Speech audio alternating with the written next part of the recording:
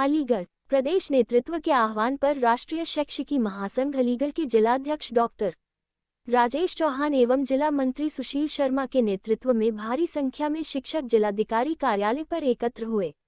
TET परीक्षा के विरोध और सेवा समाप्ति से उत्पन्न आजीविका संकट को लेकर शिक्षकों ने जोरदार नारे लगाए और मार्च करते हुए जिलाधिकारी कार्यालय पहुंचे। वहां शिक्षकों ने माननीय प्रधानमंत्री के नाम संबोधित ज्ञापन जिलाधिकारी अलीगढ़ को सौंपा, जिसे जिलाधिकारी के माध्यम से प्रधानमंत्री जी को प्रेषित किया जाएगा। इस अवसर पर महासंघ का पत्र संख्या 59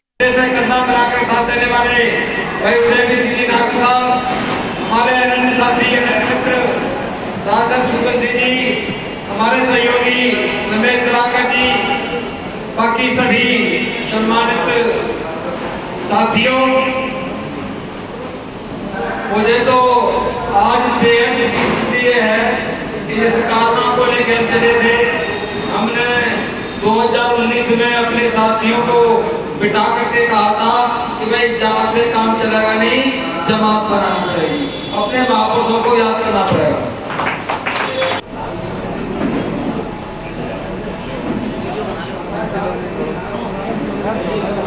सभी भाइयों का हार्दिक अभिनंदन करते हुए मैं, जैसे कि बात संविधान की चल रही है, तो आज देश काल परिस्थिति में संविधान को कुचला जा रहा है, रौला जा रहा है। जो भारत के संविधान में दुनिया में सबसे अच्छा था वो हम लेकर आए, और हमारे देश में तो वह नहीं हो रहा जो संविधान में लिखा है। इसके लिए ये संविधान मंच से कुछ बातें कह रहा है, हृदय की गहराइयों तक ये बातें पहुंचे तो थोड़ा हाथ उठाकर दो ताली बजाओ। मैं भारत का संविधान हूँ, इसी मंच से बोल रहा हूँ। मेरा अंतर मन घायल है, दिल की गांठें खोल रहा हूँ। मैं शक्ति का अमर पर्व हूँ, आजादी का विजय पर्व हूँ। पहले राष्ट्रपति का गुण हूँ, बाबा भीमराव का मन हूँ। मैं बलिदानों का चंदन हूँ, अधिकारों का संबोधन हूँ। मैं बलिदानों का चंदन हूँ, कर्तव्यों का अभिनंदन हूँ। लोकतंत्र का उद्बोधन हूँ, कर्तव्यों का संबोधन हूँ। मैं आचरणों का लेखा हूँ, कानूनी रक्षण रेखा हूँ। कभी कभी मैं रामायण हूँ, कभी कभी गीता होता हूँ। रावण पर हंस लेता हूँ, दुर्योधन पर रोता हूँ। मैं भारत का संविधान हूँ, इसी मंच से बोल रहा हूँ। मेरे वादे समता के हैं, दीन दुखी से ममता के हैं। कोई भूखा नहीं रहेगा, कोई है। मेरा मन बंधन करता है, जब से मैं आबाद हुआ हूँ, अपनों से बर्बाद हुआ हूँ। ऊपर से मैं हरा भरा हूँ, संसद में 100 बार मरा। संसार दिया है और जीने का अधिकार दिया है। सबको भाषण की आजादी, कोई भी बन जाओ गांधी। लेकिन तुमने अधिकारों का मुझ में लिखे उपचारों का कैसा ये उपभोग किया है। सब नाजायज उपभोग किया है, मेरा यूं अनुकरण किया है जैसे सीताहरण किया है। संविधान से चोरी की जा रही है। देखते हैं आप लेटरल एंट्री के माध्यम से नौकरियां देना, यूएस के माध्यम से आपको जो अपना संवैधानिक अधिकार है वो आज तक नहीं मिल पाया, संविधान में दे दिया।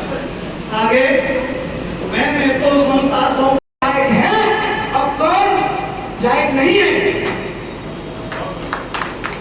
ये वो शख्सियत है जो बाबा साहब के संग में बैठ करके इन्होंने इस संविधान को लिखा, और हमारे तुम्हारे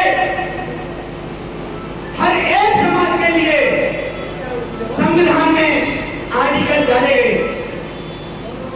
एक उस टाइम की बेईमान सरकार ने हमारे ओबीसी समाज को 40 वर्ष तक आरक्षण नहीं दिया। आपको मैं अवगत कराना चाहता हूं बेईमानी का। बेईमानी ऐसी कि हमारे लोग 1991-92 में और जय श्री राम बोल रहे थे, और उधर संविधान में जब बीपी सिंह ने हमारे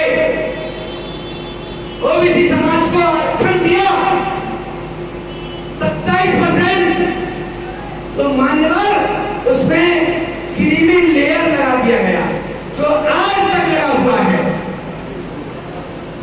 कोई पैसे वाला आदमी का अगर बच्चा पढ़ेगा, कोई इनकम टैक्स पेड है, उसके बच्चे को सरकारी नौकरी नहीं मिलेगी। साथियों, ये क्रीमी लेयर क्या ओबीसी समाज ही सबसे ज्यादा क्रीमी लेयर में गया। मैं आपको सरकारों की बेईमानी बता रहा हूं। इन सरकारों ने हमारे लोगों को आए दिन हर मोड़ पर ऊपर चढ़ने से रोका है, राजनीति में रोका है। तो साथियों, ये आज जो क्रांति उठी है, इस क्रांति को आप हल्के में न लेते। वे सभी से मेरा करबद्ध निवेदन है कि इसमें आने वाले समय में बढ़ चढ़ के हिस्सा लें और इस क्रांति को महाक्रांति बनाएं।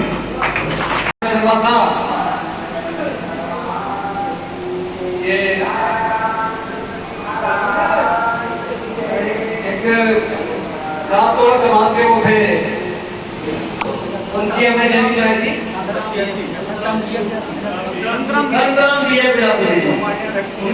के इतिहास घर घर तक जाना चाहिए। जब एक मिनट रुक जाओ। प्रेमपाल सिंह प्रजापति है। आज का क्या कार्यक्रम रहा?